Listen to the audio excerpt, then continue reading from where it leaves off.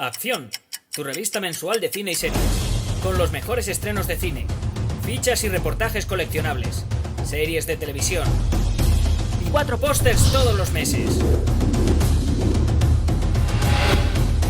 Búscala en tu kiosco. Muy buenas amigos y seguidores del canal de Acción Cine. Un día más traemos un nuevo vídeo a la carta. En este caso nos lo ha pedido nuestro amigo David, al que le voy a dar las gracias, como siempre, por partida doble, casi en este caso por partida triple, porque David nos ha pedido que revisemos una película, lo cual le agradecemos enormemente, que confíe en esta sección de críticas a la carta, de vídeos a la carta, también que me haya elegido a mí para hacer el vídeo. Ya sabéis que podéis decidir quién de nosotros de la redacción hacemos el vídeo, si Payán o yo.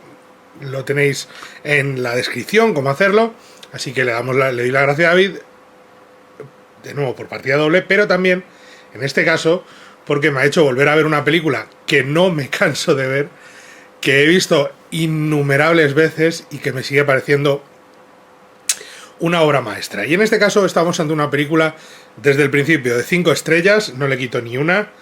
Creo que tenía un 96 en Metacritic o algo así. Me parece una de las mejores películas de su género, posiblemente la mejor, o sin duda la mejor. Una de las mejores películas de su actor protagonista y de cualquiera de los miembros de su reparto, que es excelente. Una película que tuvo la mala suerte de estar nominada a los Oscar, de ser un fracaso comercial y de estar nominada a los Oscar y no ganar nada, por desgracia. Y que además, pese a ello, creo que no solamente creó escuela, sino que se convirtió en un referente a la hora, con respecto a ciertos análisis sociológicos o antropológicos. Y ahora entraremos un poco más en detalle. Curiosamente, hace no mucho estábamos hablando en nuestros directos con vuestras preguntas y demás, y nos preguntaba alguien si era posible que hubiera obras maestras que durasen 90 minutos, porque las obras maestras tienen que durar 2 horas o 2 horas y media. Esta es una obra maestra y dura 96 minutos. Se puede. Y pusimos ejemplos, por ejemplo, el cine de Bergman y todo eso, pero esta dura 96 minutos. Se pueden hacer obras de menos de 2 horas, claro que se pueden. Y también nos hablaban de óperas prima el otro día, de cuáles son las mejores óperas prima que se han hecho, y mencionábamos, por supuesto, a Raúl Arévalo, mencionábamos a Orson Welles con Ciudadano Kane, por supuestísimo que sí. Había varios nombres que llaman la atención, y en este caso creo que también. Creo que este nombre llama la atención porque esto es una ópera prima en cine, que tiene un poco de trampa porque su director no era novato y venía del mundo de la televisión, pero es su primera película. Y esto es una auténtica maravilla que demostraba lo que podía dar de sí este director. Estoy hablando, por si no se han dado cuenta todavía, de 12 hombres sin piedad, obra maestra donde las haya, que venía de una obra de teatro hecha para Estudio 1, no sé si recuerdan que en España también tuvimos un Estudio 1, pero Estudio 1, que es como empezó en Estados Unidos, era una versión teatral de una adaptación de una obra, o una obra original. En este caso era original, de Reginald Rose, el guionista, que la adaptó y que encima está dirigida por Franklin J. Schaffner, que es otro magnífico director. Y también otro de la generación de la televisión, de aquella generación de los años 50, que empieza a triunfar en televisión y da el salto al cine, y en cierta medida revoluciona la narración. Y el sistema estudios también se cambia en cierta medida. 12 hombres sin piedad viene de aquel Estudio 1 del 52-53, se convierte en película en el 57, y luego en los años 70, en el 71-72, tiene una adaptación en nuestro propio Estudio 1, sensacional, maravillosa, una auténtica joya, de verdad, una increíble versión, que es mejor que la americana televisiva, y que es mejor que el remake televisivo que se hizo en los 90, con Jack Lemmon de protagonista, con Jack Lemmon en el papel de Henry Fonda, de jurado número 8. Y es bastante mejor la española que la de Jack Lemmon, de verdad. Y pueden comprobarlo, pueden coger la película y comprobarlo, porque está en radiotelevisionespañola.es, la echaron el otro día en la tele, curiosamente, en la 2, pero la tienen en RTV a la carta, pueden explorarla y disfrutarla porque merece mucho la pena. Si no está a la altura de esta es porque nada está a la altura de esta, y es sobre todo tiene que ver con el acabado visual que Lumet le da a la película. Y me dirán ustedes, es una película que está rodada en una sala. Sí, de hecho el 90 y pico % de la película es dentro de la sala del jurado. Solamente el arranque, que son nada y menos, y el final, que es nada y menos también, a la salida del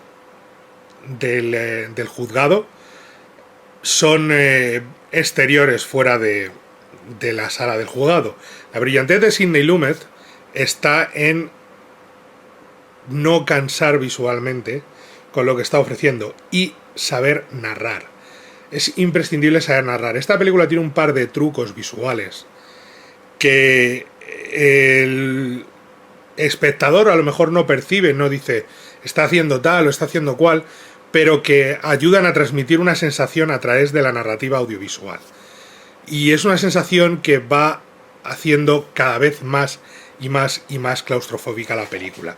Por eso es tan brillante narrativamente y no es una película en la que pueda uno decir, bueno, pero es que son solamente plano contra plano dentro de una habitación. No es cierto. Lumet maneja de una forma brutal lo que ahí sucede y le aporta un tono narrativo que deja un sabor de boca de una persona que sabía o que tenía mucho más talento de lo que había podido demostrar en televisión.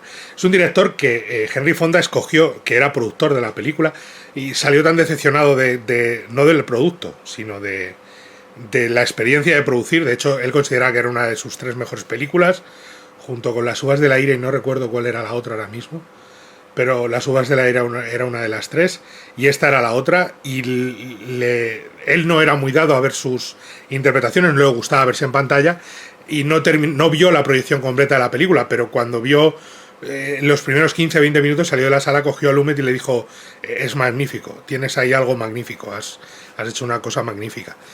Pero la experiencia de producir no le gustó nada. Cree que tuvo muchas peleas con United Artists, porque cree que la película fue un fracaso comercial, porque la United Artists se equivocó en la estrategia comercial, en el marketing, a la hora de vender la película, a la hora de estrenarla.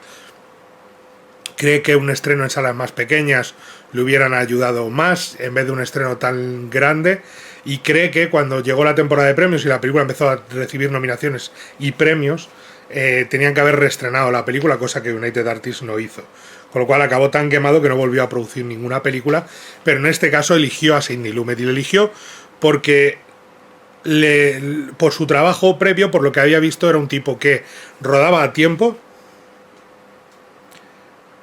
rodaba dentro del presupuesto y tenía un buen boca a boca entre los actores y profesionales que habían trabajado con él, en su forma de tratar y trabajar con los actores en televisión, que se trabajaba con una enorme presión y el tiempo que exigía era enorme, porque muchas veces recordemos que a veces en aquellos momentos iniciales de la televisión se emitía en directo y luego, si había suerte, se grababa. Las cámaras tenían para grabar, pero si no, se emitía directamente en directo obras de teatro. Esto lo contaba mucho en la biografía de William Shatner, que si pueden les recomiendo porque es muy interesante.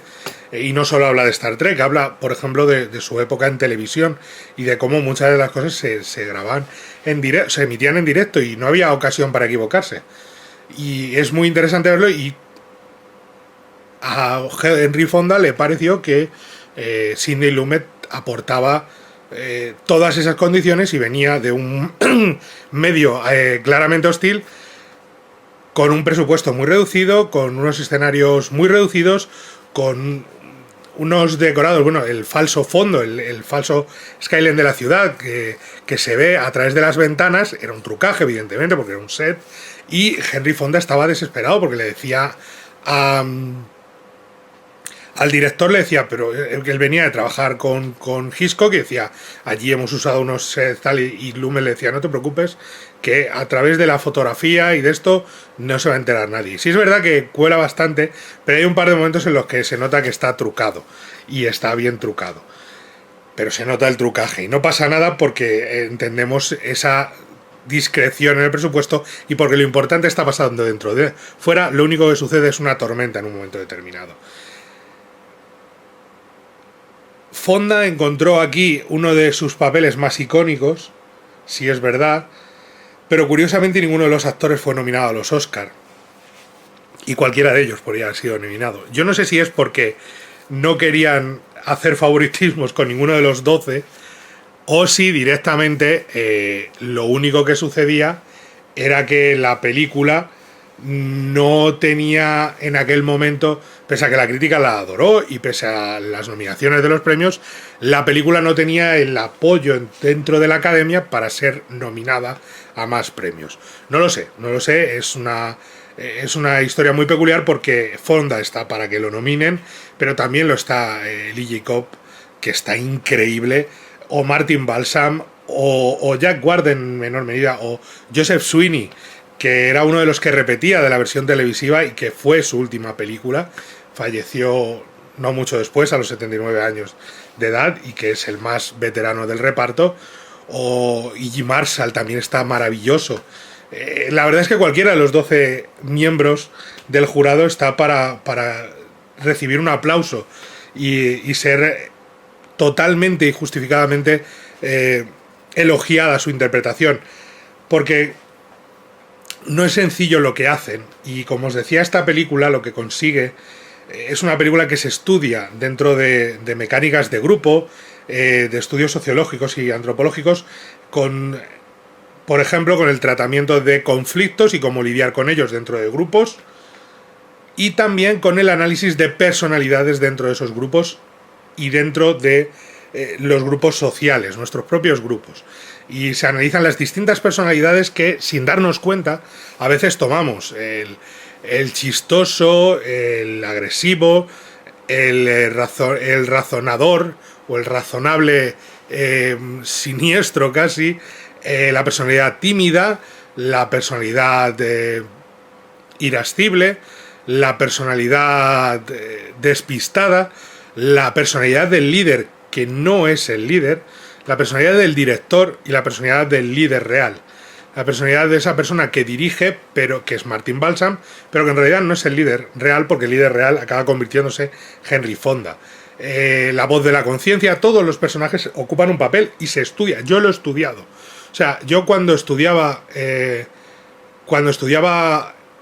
producción de audiovisuales, en una de las asignaturas que era tratamiento de conflictos, que nos enseñaron tratamiento de conflictos y mecánicas de fluidez de grupos, nos pusieron la película y nos hicieron analizar cada una de las personalidades. Y en la carrera, cuando yo estudiaba ciencias políticas, en antropología nos hicieron igualmente analizar para estudiar los diversos comportamientos del ser humano en ese confinamiento. Un confinamiento que Lumet, volviendo a la película, al hilo de la película, consiguió ampliar haciendo que los actores pasaran muchas horas y muchos días ensayando en una habitación todos juntos, en una habitación bastante pequeña, para tener esa sensación de claustrofobia y de cómo lidiar con los problemas cuando estamos en un espacio reducido con estas circunstancias. Cosa que ayudó a hermanar al reparto y al mismo tiempo a conocerse y a entenderse y a definirse entre ellos, sabiendo perfectamente quién era cada uno fuera y dentro del personaje. Lo cual supuso un problema para la producción, es que la película solo tuvo 21 días de rodaje. 21 días en una producción de este estilo es complicado, es muy complicado, y tuvo que rodarse, pues no a matacaballo, pero sí deprisa, y aprovechando el hecho de que solamente había una localización, por así decirlo, y no dos. Reginald Rose adaptó su historia de 1 hora a 1 hora y media. Lo hizo muy bien. Jugó muy bien con ese truco de culpabilidad de los personajes, ante lo cual, ahora sí, voy a decirlo bien claro, creo que no lo he dicho antes y es el momento. Spoilers, si no han visto la película, ojo que hay spoilers. Va a haber spoilers muy importantes porque hay un par de giros de guión muy buenos y que están muy bien planteados. Y porque la película lo que trata es de 12 hombres, un jurado, que se enfrenta a decidir si un crío de 18 años ha asesinado a su padre o no. Todas las pruebas apuntan a que el chico lo ha asesinado. Hay 2 testigos, el arma del crimen apunta a que la compró él, y de los 12 testigos, 11 están totalmente convencidos de que es culpable. Pero hay uno que no. Y no, como dice él al principio, y como dice el juez al principio de la película, no se trata de una situación en la que él esté seguro de que el chaval no lo hiciese. Un chaval que, por cierto, muy inteligentemente, nunca te definen como latino, hispano o por ejemplo, podrían decirte que es de ascendencia árabe, del norte de África o de Oriente Medio, por el tono de piel, porque solo le vemos en un plano y no habla. Y creo que nunca dicen el nombre. Pero da la sensación de que no es WASP, no es blanco anglosajón. No viene del norte de Europa, su ascendencia. Con lo cual, nos muestra la película año 57. Ojito, muy importante, que estamos hablando del año 57, y fíjense cómo está Estados Unidos todavía. Pero en el año 57 esta película ya decía: hay una cantidad enorme de prejuicios si el tono de tu piel no coincide con el de aquel que tiene que decidir tu destino. Y hay uno de los personajes que es extremadamente racista, y así lo manifiesta todo el tiempo. Y la película en parte trata de eso, de ese prejuzgar, de es culpable porque mira de dónde viene y mira el color de su piel. Y creo que es maravilloso cómo lo trata, y creo que es muy inteligente cómo define lo que significa ser distinto en Estados Unidos realmente. Tener el color de piel equivocado en este caso. Y lo hace con una sutileza, no necesita decirlo y decir se apellida Rodríguez o algo por el estilo. No necesita decir es latinoamericano, no necesita decir es de Marruecos o es de Egipto. No lo necesita. Simplemente ves la cara del chaval, que tiene una carita de pena increíble, y dice, ya lo has visto, ¿no? Y a partir de ahora, juzga tú. Pero no a él, juzga a estas personas. Juzga con nosotros. Vayamos a este viaje a recorrer cómo es el ser humano en gran medida. Y la película, a partir de entonces, con este hombre que dice, no sé si es culpable o no, pero vamos a mandar a la silla eléctrica a un ser humano, creo que merece una consideración y que revisemos todas las pruebas y que hablemos entre nosotros. Porque como dice Henry Fonda desde el principio es, ¿pero usted cree que es culpable? O sea, que es inocente. Y dice, no lo sé. No lo sé, esa es la clave, no lo sé. Convénzanme ustedes. Y hay una ronda para intentar convencerle. Y a partir de ahí empiezan las cosas a cambiar levemente. Y empiezas a ver los errores, lo que era cristalino en la historia original de la culpabilidad de este chaval, que cuando te plantean los hechos dices, es imposible que sea inocente. Pero según va desarrollándose la película y van revisando las pruebas y el caso, uno dice, perdona, hay muchas lagunas en esta historia, más de la que pensábamos. Sobre todo, por ejemplo, con la prueba del cuchillo, que parece irrefutable. El cuchillo nadie lo ha visto, era un cuchillo súper raro, súper peculiar, el chaval dice que lo perdió, qué casualidad que lo perdiese, tal, y de repente es un efectismo, y es muy efectista, pero saca Henry Fonda esa navaja que define nuevamente en gran medida lo que estamos viendo, que te dice, fíjate que esta pequeña navaja que te voy a mostrar, en realidad te estoy diciendo que cualquiera puede haber comprado la navaja realmente y haberla usado, o haberla conseguido encontrada por la calle, que no es tan especial. Y es muy efectista porque es lo de clavarlo encima de la mesa y etcétera, etcétera, pero funciona muy muy bien dentro de la propia dinámica de la película, que es ser lo más elegante y lo más ágil posible para nunca trabarse con la propia historia. Para no hacer que el espectador diga, uff, voy a mirar el reloj, ya vemos cuánto le falta. Nunca te va a dar esa sensación porque en los 96 minutos que dura, el ritmo es su propio ritmo, porque tiene un ritmo, no estamos hablando de tiroteos durante 1 hora y media, es un ritmo, tiene una cadencia muy elegante, muy bien sostenida, nunca acelerada, pero tampoco nunca parada. Nunca estás diciendo, bueno, ahora no está pasando nada. Siempre están pasando cosas interesantes. Incluso un par de veces cuando los personajes se quedan atascados, la trama sale con una sorpresa y evoluciona. Y tienes la suerte, en ese caso, continuamente, de descubrir que estos personajes tienen más en común de lo que creen, pese a ser 12 desconocidos, y tienen más que revisar de ellos mismos de lo que parece. Cada uno de ellos tiene una personalidad muy marcada, como hemos dicho, pero además el guión de Reginald Rose, que por cierto es un guionista al que tener muy en cuenta porque es el guionista de Patos Salvajes 1 y 2, la 2 no era muy buena, pero es Patos Salvajes 1, por el amor de Dios. La película, estos personajes tienen todos un trasfondo social y de historia que nos ayuda a entender quiénes son. De hecho, del que menos sabemos quizá a veces es de Henry Fonda, pero del personaje de Joseph Sweeney acabamos descubriendo un montón. Del personaje de Ed Begley, que es este tipo racista y tal, acabamos descubriendo un montón. Tampoco sabemos a veces mucho de Martin Balsam, pero sí un montonazo de Lee Jacob. Todos los personajes van revelando y tiene una importancia capital en lo que nos está contando la historia. Porque la película no juega a que todo sea blanco o negro. Siempre hay muchos matices de grises en los personajes. Y es una película que, por ejemplo, también utilizan en las facultades de Derecho estadounidenses para mostrar cómo funciona el sistema, con sus defectos y sus virtudes. Y para decir, estos son los jurados. Los jurados también se mueven por intereses personales, por deseos, por eso es tan importante elegir un jurado y saber decidir quién es el jurado y tener claro quiénes se sientan en esas sillas para decidir el destino de un ser humano. No es sencillo, pero tampoco es imperfecto, pero tampoco es un caos absoluto. Tiene su porqué.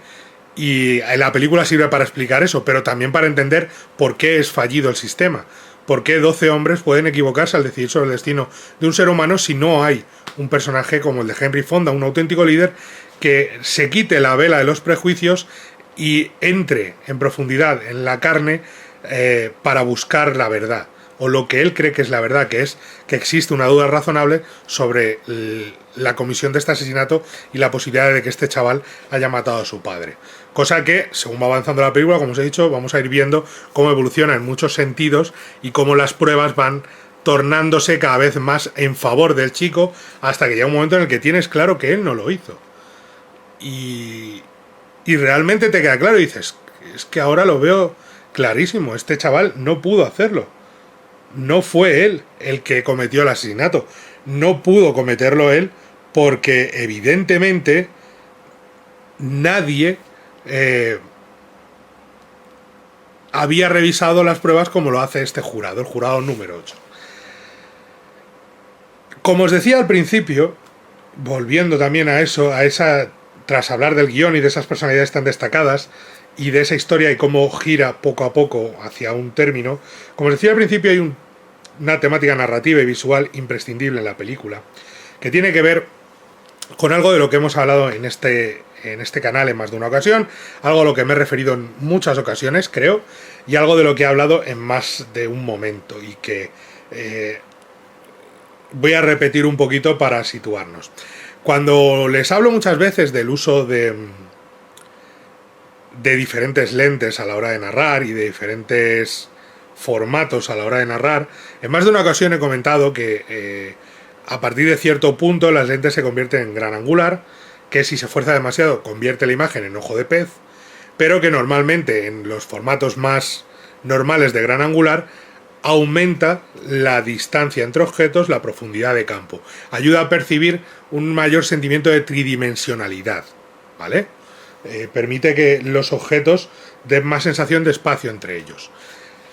Y lo contrario es el teleobjetivo. El teleobjetivo acerca los objetos, sirve para que algo que está muy lejos parezca que está muy cerca, pero al hacer eso reduce la profundidad de campo, con lo cual los objetos parecen que están mucho más cerca. Se ha comprobado en fotos durante el confinamiento. Recuerdan, creo que había una foto de San Sebastián, creo que era, estoy hablando de memoria, en la que parecía que la gente estaba piñada, y es que la foto estaba tomada con un teleobjetivo y lo que parecían 50 metros en realidad eran 400 metros de distancia, con lo cual estoy hablando de recuerdo las distancias.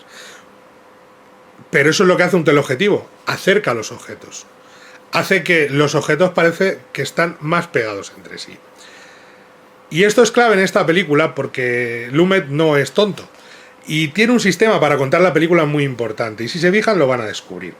Y tiene que ver con el arranque propio de la película. Si ustedes ven la película, su inicio, esa definición de ese alto tribunal, de ese edificio portentoso, enorme, esas columnas titánicas, es un plano desde abajo, un contrapicado, en el que vemos cómo en un paneo nos describe la estructura y nos habla de esa titánica fuerza burocrática de la justicia sobre el hombre, sobre nosotros, que somos el espectador, que puede aplastarnos en cualquier momento. Sin embargo, cuando entramos, la cámara se sitúa arriba y nos enfoca a los personajes que están abajo, porque dentro la justicia nos observa a todos con su ojo divino y nos juzga a todos desde su pedestal y nosotros estamos abajo.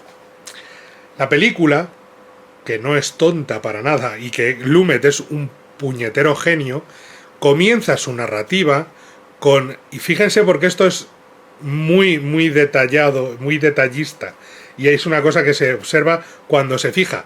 Ustedes a lo mejor no se han dado cuenta, pero es algo que se percibe y que uno descubre, si se lo explican evidentemente tiene sentido, pero que si no te lo cuentan es algo que te llega adentro como espectador, aunque tú no te estés dando cuenta, como espectador te está llegando, y es los primeros momentos de la película. Hasta buena parte, la mayoría de los planos, o casi todos los planos, enfoca a los personajes levemente por encima de la altura de los ojos, en un levísimo picado y con grandes angulares.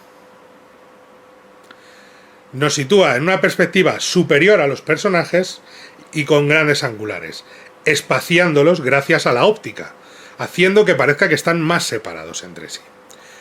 Según aumenta el calor, vean cómo aumentan los cercos de sudor en la ropa, vean cómo crece los surcos de sudor en la cara, vean cómo ciertos personajes, vean el personaje de Iggy Marshall, que creo que es sensacional. ¿Usted no suda? No, nunca. Con su chaqueta es el único, el jurado número 4 es el único que no se quita la chaqueta en toda la película, lo cual creo que define perfectamente el tipo de hombre que es. Frío, calculador, pero no en el mal sentido, sino un tipo razonable, razonador, un tío que analiza las cosas desde un punto de vista lo más lógico posible, y que cuando su lógica desaparece porque deja de tener sentido, suda y se da cuenta de que ha cometido un error y entonces recula.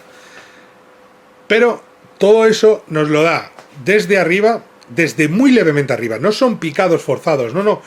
La cámara está a lo mejor a veces una cuarta, o a lo mejor está, cuando están de pie, 30 centímetros, algo así. Da esa sensación siempre de que estamos mirando hacia abajo a los personajes y que la cámara hace que estén más separados. Según avanza la película, la cámara va descendiendo y hacia la mitad ya está a la altura de los ojos. Repito, en la mayoría de planos, ¿vale? Ya está a la altura de los ojos. Y los planos van cambiando. También va cambiando la óptica. El gran angular empieza a reducirse y vamos a una óptica más normal. Más que no juega ni con el gran angular ni con el teleobjetivo. Para dar una sensación de travesía, de viaje. de naturalidad. Pero la planificación, si se dan cuenta, al inicio juega mucho más con los planos abiertos, con los planos con varios personajes esparcidos, con varias sillas, con varios momentos. Y según avanza la película, esos planos van cerrándose y la óptica va cambiando. Y para el tercio final de película, cada vez utiliza más teleobjetivos, reduciendo el espacio entre personajes, y la cámara está levemente por debajo de los ojos. Levemente por debajo de los ojos. La sensación que eso causa siempre es de los personajes están cada vez más pegados entre sí, y ayuda a la sensación de claustrofobia que quiere transmitir la película de esos 12 hombres encerrados intentando decidir ese destino. Es de genio. O sea, es tan sencillo que asusta, y es tan brillante que quizá a nadie se le hubiera ocurrido nada más que a Sidney Lumet, que tuvo la idea, la puso en práctica y dijo, mira, esto es lo que vamos a hacer, lo habló con su director de fotografía, lo manejaron y lo mantuvieron. Y los planos son cada vez más cerrados. Incluso las formas físicas de los personajes van cerrando a otros personajes. Cuando se enfrentan, cada vez aparecen más los cogotes de los rivales, de con quién estás hablando, no del rival en sí, sino de con quién estás hablando, cerrando el espacio. Lo cual hace que haya cada vez menos hueco dentro del plano, solo hay personajes. Y la mesa. Y eso cada vez produce una sensación de más cerrazón y de más claustrofobia, ayudada por esa situación a través de la óptica, de las lentes que utiliza el director y a través de la altura a la que pone la cámara. Es brillante en su sencillez, pero es tremendamente efectivo. Y repito, es algo que se ve, y ustedes, si han estudiado algo de visuales, seguramente se han dado cuenta, pero si no, a lo mejor no se dan cuenta, pero como espectadores lo han percibido. Y ven que cada vez aumenta más el sudor, y aumenta más la cerrazón, y aumenta más la claustrofobia, y esa situación de personajes encerrados, que nos van llevando poco a poco a desmontar todas las teorías de la fiscalía y a demostrar la inocencia de este chico. Hasta ese momento brillante en el que uno de los personajes, el personaje de Ed Begley, este racista recalcitrante, que cada vez es un tipo más clasista, además también, que empieza atacando al personaje que tiene enfrente, que se ha criado en barrios pobres, y luego ataca al que viene de Europa a trabajar y que es un relojero y que es una persona decente y tal, y que dice, bueno, no saben ni hablar, y le corrige el otro con el he don't know how to speak, y el otro le dice he doesn't. Le tiene que corregir el de fuera, y es maravilloso, es un golpe de humor decir, no seas tan purista, tan esto, cuando ni tú mismo sabes hablar bien. Es maravilloso el tratamiento que le da al personaje. Y tiene ese momento genial en el que todos los personajes, incluidos aquellos que están a favor de lo que él opina, de la culpabilidad del chico, cuando él empieza a gritar que el chico es culpable y que nadie le va a hacer cambiar de parecer y que todos son idiotas y tal, y empieza el discurso racista, todo el mundo se da la vuelta. Y ahí es una de los grandes mensajes de la película, es decir, este mensaje no importa si tú consideras que el chico es culpable o inocente. El resto de los que quedan que consideran que es culpable lo pueden considerar por los hechos, por las pruebas. Este señor parte de un prejuicio racista. Y como tal, todos los demás personajes, todos le dan la espalda. Ninguno le hace caso, hasta que se tiene que sentar en una mesa apartado. Cuando te encuentras en una política, en una dinámica de grupo, con un conflicto, y encuentras un personaje de este estilo, la mejor manera de lidiar con ellos es justo eso. No hacerle caso y apartarlo del grupo por ignorar sus frustraciones y sus ataques. Porque atacará seguramente como ataca en la película. Y la película lo muestra con una sencillez maravillosa, con ese plano en el que ahí sí la cámara vuelve a elevarse para mostrarnos a todo el grupo, y aprovecha, y ahí sí vuelve a la profundidad de campo. Hay que recordar que la película tiene 365 planos, no tiene más, como un año de planos. No excede, pero tampoco limita las posibilidades por alargar escenas en plan La Soga o algo por el estilo. No. Tiene muy claro cómo editar la película para que sea creíble. Y al final nos lleva a lo que para mí es el momento en el que siempre que veo la película se me rompe el corazón y acabo soltando una lagrimita, que es cuando descubres los verdaderos motivos. No los verdaderos motivos, sino la historia, encaja la historia del personaje de Lee Jacob, que nos ha contado la historia al principio. No, a mi hijo, que era un mandarra y le tuve que enderezar, le tuve que hacer un hombre y me pegó un puñetazo, era un chico grande. Tenía 16 años y no le he vuelto a ver hace 2 años que no veo a mi hijo. Y queda como todos le miran como diciendo, joder, tío, lo tomas con naturalidad, nada, cosas de chiquillos, tal. Pero tiene una foto, al principio la vemos poco en la cartera, porque él lleva la cartera donde ha anotado todos los detalles y demás. Pero cuando llega el momento final, y el personaje, cuando se queda solo, cuando convencen al personaje de E.J. Marshall, y él se queda solo, sin poder atender a razones, le ves en ese momento de vulnerabilidad extremo, cuando empieza a hablar y a dar... Hacen el caso inverso. A mí me dijisteis que yo tenía... Henry Fonda, a mí me dijisteis que yo tenía que justificar por qué creía que era inocente, ahora convéncenos tú a nosotros. ¿Por qué es culpable? Y intenta elaborarlo y entonces descubres la realidad. Él considera que el chico es culpable porque considera a su hijo culpable de abandonarle y de pegarle. Porque ese chico de 18 años es la imagen de su hijo, al que perdió. Y entonces, desesperado y enfadado y terriblemente frustrado, rompe la foto que tiene con él en la cartera. La despedaza. Y cuando se da cuenta de lo que está haciendo, se rompe. Él se rompe. Que es brillante ver al actor con toda esa dureza, con toda la fuerza que le aportaba Lee Jacob, con esa energía, con esa furia casi a veces, con ese momento de, vamos, yo no sois una panda de bleeding hearts, de blandengues, ¿cómo se os ocurre? Os cuelan la historia, estos chicos hay que enderezarlos, pues no sé qué, aquí tengo apuntados, aquí en la cartera está todo, y abre, ve la foto y desesperado, sabiendo que ahí está el motivo de todo esto, que sus motivos reales son castigar a su hijo que se marchó, por haber golpeado y por haberse marchado porque él cree que le estaba educando, cuando lo que estaba haciendo era ser un padre que abusaba, que golpeaba a su hijo, hasta que su hijo se defendió y se escapó y se marchó de casa. Y él se da cuenta de que lo que está haciendo es intentar castigar a su hijo a través de este chico, y que no solamente está siendo injusto, sino que ha roto lo que para él era más preciado, porque es un hombre que se arrepiente de lo que ha hecho. Y lo que para él era más preciado era la foto de su hijo. La foto que él tenía con su hijo. Y al romperla es cuando él se rompe. Y se da cuenta de todo. Y entonces llorando dice lo de no guilty, no culpable. Y todos se marchan, ya hemos hecho un veredicto. Pero Henry Fonda, que es con quien más ha chocado, que llega a intentar pegarle y amenazarle, y tiene el momento del cuchillo y tal, ese momento de tensión, cómo lo maneja. Con el cuchillo, con Henry Fonda diciendo, y el otro diciendo, ¿qué? Que no fiáis de mí, ¿no? ¿Qué os queréis que vea? Pues así lo haría y le mataría de arriba abajo y todo. Sí, cada vez nos estamos pasando. En ese momento se derrumba y en ese momento llega Henry Fonda y le pone la chaqueta y se van. Y es tan maravilloso, tan detallista, no necesita explicarlo. Otro guionista y otro director le habrían puesto un monólogo. No, su monólogo es su desesperación intentando explicar por qué el chico es culpable hasta que rompe la foto y se da cuenta de lo que ha hecho. Y entonces cuando se da cuenta dice, Dios mío, he roto lo único que me quedaba de mi hijo, que se ha fugado, que hace 2 años que no le veo, que no sé nada de él.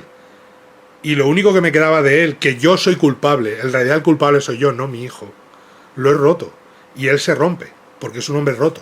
Es un hombre cargado de remordimientos. A eso me refería del trabajo enorme de guión, de construir a los personajitos poco a poco e ir creándolos y definiéndolos y darles detallitos para que luego, cuando llegue el momento de la verdad, todos brillen. Y además tiene una teoría, esto que es muy sencilla, es si salen Martin Balsam y Jack Warden juntos, tiene que ser un peliculón por narices. Incluso cuando el personaje de Jack Warden es el menos agradecido y el que menos profundidad tiene, que es el tipo del gorro que quiere ir continuamente al partido de fútbol. Pero Martin Balsam, Jack Warden, todos los hombres del presidente salían ahí juntos, salen en 12 hombres sin piedad. Son 2 películas que pueden entrar perfectamente entre las 25 mejores de la historia de Hollywood, pero es que además salían en otra muy curiosa, que les recomiendo mucho, que es Brigada Antisecuestro con Charles Bronson. Y estaban muy bien los dos ahí. Lo que pasa es que tenían papeles un poco más secundarios, sobre todo Jack Warden, pero estaban los dos maravillosos ahí, que era una TV movie de acción que está muy divertida, muy bien contada y que es mejor que la que hemos visto recientemente de Entebbe, porque lo que narra la película de Brigand y Secuestro es lo del aeropuerto de Entebbe y el rescate de los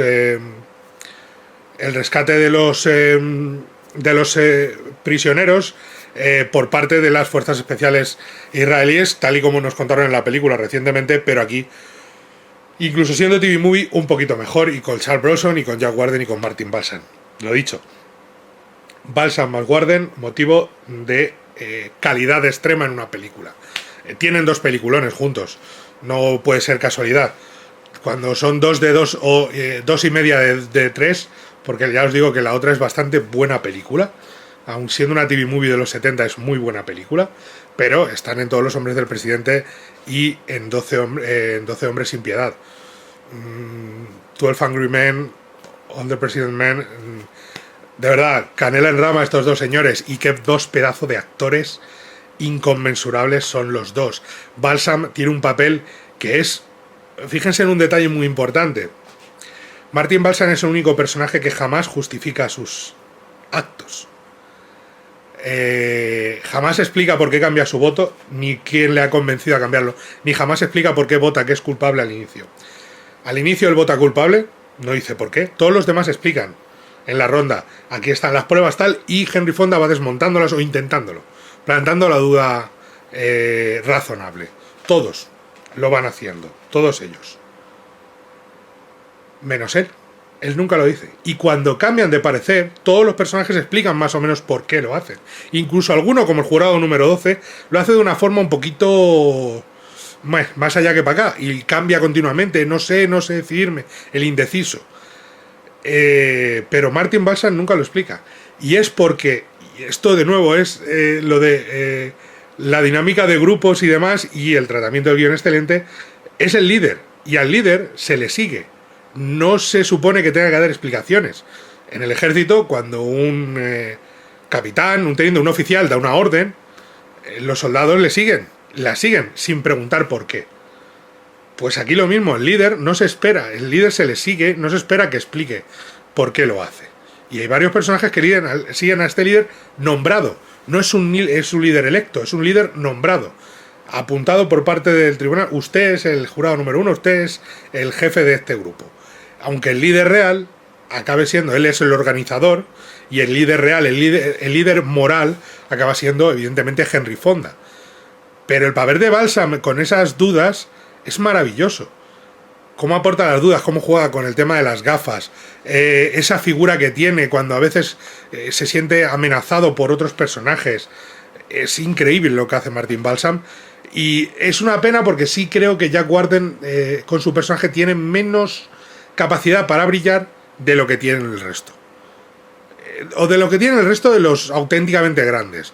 Joseph Sweeney tiene momentos maravillosos. Esos primeros planos casi con las luces y las sombras, con cómo juega casi como si fuera expresionismo, con la cara del actor, con ese rostro del actor, con ese gran angular inicialmente. Fíjense cómo la cara del actor se redondea todavía más, casi parece un ojo de pez que está mirando por una mirilla. Y eso todo con esa sonrisa del actor que tiene cuando sabe que algo está funcionando. Es maravilloso, de verdad. Y sin embargo Warden no tiene tanto donde agarrarse. Los demás sí, porque a Warden le dan ese papel del tipo que quiere irse a ver el béisbol y ya está. Y quizás sea una pena porque es un actorazo como la uva de un pino. Y lo ha demostrado en su carrera, lo demostró en su carrera 1.000.000 de veces. Nada más que añadir, creo que es el momento de despedirnos, pues se está acabando ya todo por aquí. Darle las gracias a nuestro amigo David enormemente por hacernos disfrutar nuevamente de la película. Deciros que tenéis la revista en los kioscos, que podéis leernos a mí y a mis compañeros, que el número de agosto está a punto de salir, que aquí abajo tenéis las instrucciones de pedir la crítica a la carta, que le deis al like, os suscribáis, nos contéis lo que queráis y nos vemos en la próxima. Adiós. Acción, tu revista mensual de cine y series, con los mejores estrenos de cine, fichas y reportajes coleccionables, series de televisión y 4 pósters todos los meses. Búscala en tu kiosco.